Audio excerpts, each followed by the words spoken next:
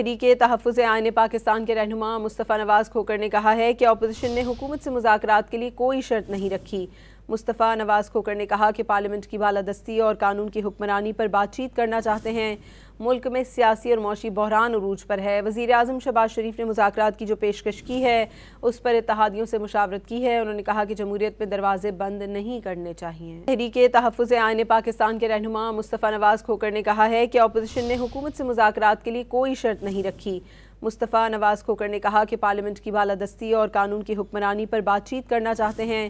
ملک میں سیاسی اور معاشی بحران عروج پر ہے۔ وزیر اعظم شہباز شریف نے مذاکرات کی جو پیشکش کی ہے اس پر اتحادیوں سے مشاورت کی ہے۔ انہوں نے کہا کہ جمہوریت میں دروازے بند نہیں کرنے چاہیے۔ تحریک تحفظ آئین پاکستان کے رہنما مصطفیٰ نواز کھوکھر نے کہا ہے کہ اپوزیشن نے حکومت سے مذاکرات کے لیے کوئی شرط نہیں رکھی۔ مصطفیٰ نواز کھوکھر نے کہا کہ پارلیمنٹ کی بالادستی اور قانون کی حکمرانی پر بات چیت کرنا چاہتے ہیں۔